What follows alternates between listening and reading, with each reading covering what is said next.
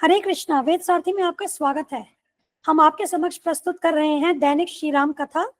आज डे 8 में हम चर्चा करेंगे श्रीमद् भागवतम के 9वें स्कंद के 10वें अध्याय के श्लोक 21, 22 और 23 से, और विषय है भगवान श्री रामचंद्र जी द्वारा रावण का वध।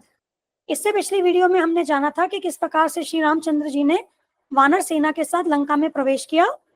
श्री रामचंद्र जी की वानर सेना तथा रावण की राक्षस सेना के बीच में युद्ध हुआ, और रावण क्योंकि अधर्मी था इसीलिए उसकी सेना वानर सेना के द्वारा परास्त हुई। अब इस विषय में आगे बढ़ते हुए हम इन 3 श्लोकों का भावार्थ पढ़ेंगे। तत्पश्चात जब राक्षस राज रावण ने देखा कि उसके सारे सैनिक मारे जा चुके हैं तो वह अत्यंत क्रुद्ध हुआ। अतः वह अपने विमान में सवार हुआ जो फूलों से सजाया हुआ था और रामचंद्र जी की ओर बढ़ा जो इंद्र के सारथी मातली द्वारा लाए गए तेजस्वी रथ पर आसीन थे। तब रावण ने भगवान रामचंद्र पर तीक्ष्ण बाणों की वर्षा की। तो देखिए, रावण के अब सारे सैनिक मारे जा चुके हैं और अब वह श्री रामचंद्र जी पर तीक्ष्ण बाणों की वर्षा करने लगा। भगवान रामचंद्र जी ने रावण से कहा, तुम मानव भक्षियों में अत्यंत गर्हित हो। निस्संदेह तुम उनकी विष्ठा अर्थात मल तुल्य हो। तुम कुत्ते के समान हो क्योंकि वह घर के मालिक के न होने पर रसोई से खाने की वस्तु चुरा लेता है। तुमने मेरी अनुपस्थिति में मेरी पत्नी सीता देवी का अपहरण किया है, इसलिए जिस तरह यमराज पापी व्यक्तियों को दंड देता है उसी तरह मैं भी तुम्हें दंड दूंगा। तुम अत्यंत नीच, पापी तथा निर्लज हो, अतएव आज मैं तुम्हें दंड दूंगा क्योंकि मेरा वार कभी खाली नहीं जाता। तो यहाँ देखिए श्री रामचंद्र जी किस प्रकार से रावण को धिक्कार रहे हैं और उसकी तुलना मल से तथा कुत्ते से कर रहे हैं। अब यहाँ इस श्लोक से हमारे लिए समझने की बात यह है कि ये सब सृष्टि, सब कुछ पूर्ण पुरुषोत्तम भगवान श्री कृष्ण का है। यदि हम उनकी वस्तुओं पर, उनकी शक्ति पर अधिकार जमाने का प्रयास करेंगे तो हम रावण के समान ही पापी हुए। यहाँ पर भगवान रामचंद्र जी की आह्लादिनी शक्ति सीता देवी का रावण ने अपहरण करने का प्रयास किया। सीता देवी सदैव श्री रामचंद्र जी की सेवा में संलग्न रहती हैं। यदि कोई उन्हें अपहरण करके उन्हें भोगने का दुस्साहस करेगा तो वह भगवान रामचंद्र जी के द्वारा अवश्य दंडित होगा, जैसा कि यहाँ रावण की गति हुई। अब आगे इस प्रकार रावण को धिक्कारने के बाद भगवान रामचंद्र ने अपने धनुष पर बाण रखा और रावण को निशाना बनाकर बाण छोड़ा जो रावण के हृदय में वज्र के समान बेध गया। इसे देखकर रावण के अनुयायियों ने चिल्लाते हुए तुमुल ध्वनि की, हाय हाय क्या हो गया। क्योंकि रावण अपने 10 मुखों से रक्त वमन करते हुए अपने विमान से उसी तरह नीचे गिर पड़ा जिस प्रकार कोई पुण्य आत्मा अपने पुण्य के चूक जाने पर स्वर्ग से पृथ्वी पर आ गिरता है। तो रावण ने अपने प्रयास से, अपने पुण्यों से जो भी उच्च स्थिति, भौतिक रूप से जो भी उच्च स्थिति प्राप्त की थी, परंतु सीता जी का अपहरण करने का पाप करने के कारण उनके सारे पुण्य फल क्षीण हो गए। अब श्रील प्रभुपाद जी ने इन श्लोकों पर जो व्याख्यान दिया है उसे हम क्रमबद्ध रूप से समझने का प्रयास करेंगे। तो यहाँ पहला बिंदु जो समझने का है वह है कि रावण अर्थात असुरों की नीति किसी भी भौतिकवादी के लिए अत्यंत घातक है।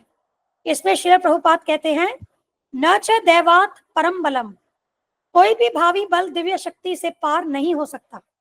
अर्थात हम यहाँ भौतिक स्तर पे चाहे जितनी शक्ति लगा लें लेकिन हम दिव्य शक्ति को पार नहीं कर सकते। रावण अत्यंत शक्तिशाली था और उसने तीनों लोकों में त्राही त्राही कर रखी थी, परंतु उसकी शक्ति भगवान की शक्ति को पार नहीं कर सकी। वह इतना पापी था, इतना निर्लज था कि उसे यह भी पता नहीं था कि श्री रामचंद्र जी की आह्लादिनी शक्ति माता सीता का अपहरण करने का क्या परिणाम होगा। और श्रील प्रभुपाद कहते हैं कि यही राक्षसों का अवगुण है। यहाँ भगवत गीता 16.8 से संदर्भ लेते हुए श्रील प्रभुपाद कहते हैं, राक्षसों को यह ज्ञान नहीं है कि भगवान सृष्टि के शासक हैं। वे सोचते हैं कि सब कुछ संयोगवश उत्पन्न हुआ है, उसका न कोई राजा है, न कोई शासक है और न कोई नियंता है। इसीलिए वे स्वतंत्र होकर स्वेच्छा से कर्म करते हैं और इस हद तक पहुंच जाते हैं कि लक्ष्मी जी तक का अपहरण कर बैठते हैं। तो ये जो सोच है, जो आसुरी सोच है कि ये जगत तो अपने आप से ही आ गया और इसका कोई भी रचयिता नहीं है, इसका कोई पालन करता नहीं है, इसका कोई शासक नहीं है, यह सोच गलत है। यह व्यक्ति को स्वेच्छा से, अनियंत्रित रूप से ऐसे कर्म करने तक ले जाती है जिससे कि व्यक्ति को अंततः दुर्गति प्राप्त होती है और ऐसे व्यक्ति इस हद तक पहुंच जाते हैं कि वे लक्ष्मी जी तक का अपहरण कर बैठते हैं। अब इसको यदि हम समझने का प्रयास करें तो देखिए, लक्ष्मी जी हमेशा विष्णु जी की सेवा के लिए है, लेकिन यदि हम लक्ष्मी जी को अपनी सेवा में लगाने का प्रयास करें तो ऐसी सोच, ऐसा कृत्य आसुरी है। हमें अपने कर्मों के अनुसार जो भी साधन, जो भी धन धान्य प्राप्त है, हमें यह समझना होगा कि वह सब भगवान का है और वह भगवान की सेवा में लगना चाहिए। और फिर हमें उन साधनों को भगवान की कृपा, भगवान के प्रसाद के रूप में ग्रहण करना चाहिए। परंतु यदि हम भगवान की स्थिति को नहीं समझते हैं तो हम स्वयं को भोक्ता समझते हैं, अर्थात स्वयं को ही भगवान समझते हैं, और प्रकृति के नियमों के द्वारा प्रताड़ित होते हैं, अर्थात दंडित होते हैं। तो रावण की जो यह नीति है, यह किसी भी भौतिकवादी व्यक्ति के लिए अत्यंत घातक है। तो हमें ऐसी सोच से, ऐसी नीति से बचना होगा, नहीं तो हमारी सभ्यता का विनाश हो जाएगा। तो जितने भी नास्तिक लोग हैं जो भगवान के अस्तित्व को स्वीकार नहीं करते, जो स्वयं को ही इस सृष्टि का भोक्ता समझते हैं, वे आसुरी हैं। वे घृणित से घृणित कर्म करने से पीछे नहीं हटते और दंडित होते हैं। ऐसे लोग अधर्मी हैं क्योंकि वे भगवान के आदेश अर्थात धर्म का पालन नहीं करते और इसी के फलस्वरूप उन्हें दंड भोगना पड़ता है।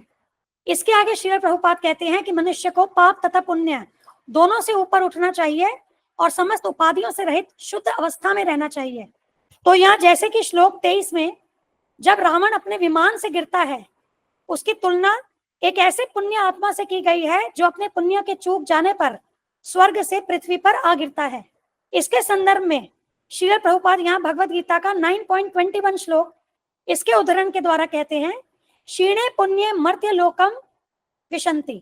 जब पुण्यों के फलों का क्षय हो जाता है तो स्वर्ग का भोग करने वाले पुनः पृथ्वी पर आ जाते हैं। तो इसका अर्थ क्या हुआ? यदि हम बहुत सारे पुण्य कर्म करें तो उसका परिणाम हमें उच्च ग्रह स्वर्ग लोक में निवास करने का अवसर प्राप्त होगा। दीर्घ काल तक वहां निवास करने के बाद जब हमारे पुण्य कर्म क्षीण हो जाएंगे तो हम पुनः पृथ्वी पर आकर गिर जाएंगे। तो इसका मतलब है कि यदि हम पुण्य कार्य भी करते हैं तो भी हम जन्म मृत्यु के चक्र से नहीं निकल सकते। हमें पुनः पृथ्वी पर लौटना होगा, हमें इस भौतिक संसार में भिन्न भिन्न अवस्थाओं में रहना होगा। तो पाप से तथा पुण्य से हम जन्म मृत्यु के चंगुल से नहीं निकल सकते। पाप का फल भोगने के लिए भी हमें शरीर धारण करना पड़ेगा तथा पुण्यों का फल भोगने के लिए भी हमें शरीर धारण करना पड़ेगा। तो दोनों परिस्थिति में हमें भौतिक शरीर धारण करना पड़ेगा। तो पाप और पुण्य कर्म के द्वारा हम भौतिक संसार के चंगुल से नहीं निकल सकते। रावण ने समस्त ऐश्वर्य प्राप्त किए थे, महान साम्राज्य प्राप्त किया था, किंतु जब उन्होंने सीता देवी का अपहरण करने जैसा घृणित कर्म किया तो उसके सारे पुण्य कर्मों का फल नष्ट हो गया। इससे हमें यह सीख मिलती है कि यदि हमने कितने भी पुण्य कार्य किए हों, लेकिन यदि हम भगवान का अपमान करेंगे तो निस्संदेह हम अधम बन जाएंगे और अपने पुण्य कर्मों से रहित हो जाएंगे और रावण तथा अन्य असुरों की भांति हम पतित हो जाएंगे। इसीलिए यह सलाह दी जाती है कि हमें पाप तथा पुण्य दोनों से ऊपर उठना होगा, समस्त उपाधियों से रहित शुद्ध अवस्था में रहना होगा। यहाँ श्रील प्रभुपाद भक्ति रसामृत सिंधु से इस श्लोक का उदाहरण देते हैं, सर्वोपाधि विनिर्मुक्तम तत्परत्वेन निर्मलम ऋषिकेण ऋषिकेश सेवनम भक्तिर उच्यते। तो ये भक्ति की परिभाषा है कि हम सभी उपाधियों से मुक्त होकर के शुद्ध अवस्था में समस्त इंद्रियों के स्वामी ऋषिकेश की सेवा में संलग्न हो, और इसी को भक्ति कहते हैं। ये जो हमें विभिन्न उपाधियां भौतिक जगत में मिली है, पिता, पुत्र, पत्नी, पति, पुत्री, पुत्रवधू, मिस्टर सो एंड सो, ये सारी शरीर से संबंधित उपाधियां हैं। जब हम इन सभी उपाधियों से मुक्त हो जाते हैं तभी हम अपनी शुद्ध अवस्था अर्थात आध्यात्मिक अवस्था, कॉन्स्टिट्यूशनल पोजीशन, जीवेर स्वरूप है कृष्णेर नित्यदास, कृष्ण भगवान के नित्य दास के रूप में इस अवस्था में हम स्थित होते हैं और इस शुद्ध अवस्था में हम सभी कार्य भगवान की सेवा में करते हैं और इसी को भक्ति कहते हैं। केवल भक्ति के द्वारा ही हम इस भौतिक जगत से, इस जन्म मृत्यु के चक्र से निकल सकते हैं, क्योंकि भक्ति में किए गए कार्य पाप पुण्य के अंतर्गत नहीं आते। वे तो दिव्य कार्य हैं, वे शरीर से नहीं अपितु आत्मा से जुड़े हैं। और इसीलिए भक्ति में किए गए कार्य, दिव्य कार्य, मनुष्य को कर्म बंधनों से मुक्त करते हैं। इन कार्यों का कर्म बंधन नहीं लगता, अर्थात ये कार्य हमारे कार्मिक बैलेंस में नहीं जुड़ते, और इसीलिए ये कार्य हमें जन्म मृत्यु से मुक्त करते हैं। और भक्ति के द्वारा ही हम उस शुद्ध अवस्था में आते हैं, उस आध्यात्मिक स्थिति में आते हैं। तो यहाँ श्रील प्रभुपाद आगे कहते हैं, तीनों गुणों से परे आध्यात्मिक स्थिति में स्थिर होने की प्रक्रिया कृष्ण भक्ति है। यहाँ पर वे भगवत गीता के 14.26 श्लोक से संदर्भ लेते हुए कहते हैं, जो समस्त परिस्थितियों में अविचलित भाव से पूर्ण भक्ति में प्रवृत्त होता है, वह तुरंत ही प्रकृति के गुणों को लांघ जाता है और इस प्रकार ब्रह्म के स्तर तक पहुंच जाता है। तो जब हम भक्ति में स्थिर हो जाते हैं, तब हम भौतिक स्तर से ऊपर या भौतिक स्तर से परे हो जाते हैं। भौतिक स्तर जिसमें कि 3 गुण, सतोगुण, रजोगुण तथा तमोगुण हमें बांधे हुए हैं, हम इन गुणों को लांघ जाते हैं और आध्यात्मिक स्थिति में दिव्य अवस्था में स्थिर हो जाते हैं। भौतिक स्तर पर उच्च तथा निम्न स्थितियां होती हैं, परंतु भौतिक स्तर के ऊपर होने पर मनुष्य आध्यात्मिक स्थिति में सदैव स्थिर रहता है, अर्थात उस शुद्ध अवस्था से, उस दिव्य अवस्था से जीव का पतन नहीं होता। तो हमें जीवन में कृष्ण भक्ति को अपनाना होगा। हमें अपने सारे कार्य कृष्ण की संतुष्टि के लिए केंद्रित करने होंगे, तभी हम प्रकृति के 3 गुणों को लांघ सकेंगे और अपनी सनातन आध्यात्मिक स्थिति में स्थिर हो सकेंगे। अब आगे जो हमारी भौतिक जगत में बद्ध अवस्था की परिस्थिति है, हमें समझना होगा कि ऐसी स्थिति में हम प्रकृति के नियमों के अधीन हैं, हम कर्म फलों से बंधे हुए हैं। हाँ, भक्ति के द्वारा हम इन कर्म फलों से निकल सकते हैं, जैसा कि अभी हमने चर्चा की। तो यहाँ असुरों के विषय में या भौतिकवादी मनुष्यों के विषय में बताते हुए श्रील प्रभुपाद कहते हैं कि रावण या उस जैसे अन्य लोग भले ही इस भौतिक संसार में कितने ही शक्तिशाली या ऐश्वर्यवान हो, किंतु उनके पद सुरक्षित नहीं है। क्योंकि हमने क्या बात की कि भौतिक स्तर पे उच्च तथा निम्न स्तर होते हैं, मतलब वो जो स्थिति है वो हमेशा एक सी नहीं रहती, वह स्थिति सनातन नहीं है। तो इसीलिए भौतिक जगत में हम कितना भी ऐश्वर्य प्राप्त कर लें, कितना भी ऊंचा पद प्राप्त कर लें, लेकिन हमारा पद सुरक्षित नहीं है। हम कभी भी उस पद से नीचे गिर सकते हैं, क्योंकि हम यहाँ पर अपने कर्म फलों से बंधे हैं। यदि हम एक उच्च स्थिति प्राप्त करके ऐसा सोच लें कि अब हम पूर्ण स्वतंत्र हैं, हम जो चाहें करें, हमारा कोई कुछ नहीं बिगाड़ सकता, हम तो परम शक्तिशाली हैं, हमें कोई परास्त नहीं कर सकता, यदि हम ऐसा सोचें तो यह सोचना गलत है, क्योंकि प्रकृति के नियम हमारे कर्म अनुसार हमें दंडित करते हैं। इसलिए यहाँ श्रील प्रभुपाद इस व्याख्यान में बता रहे हैं, कर्मणा दैव नेत्रेण। तो हम प्रकृति के अंतर्गत कर्म फलों से बंधे हैं, परंतु जब हम मोहग्रस्त होते हैं, जैसा कि यहाँ भगवद गीता 3.27, प्रकृति के 3 गुणों के प्रभाव के अंतर्गत मोहग्रस्त जीव अपने को उन सारे कर्मों का कर्ता मान बैठता है जो वास्तव में प्रकृति द्वारा संपन्न होते हैं। तो यहाँ पर हम तीनों गुणों में बंधे हैं। यदि हमें कोई उच्च स्थान मिले तो हमें उसका घमंड नहीं करना चाहिए, वह स्थान भी हमें प्रकृति के नियमों के अंतर्गत ही दिया गया है।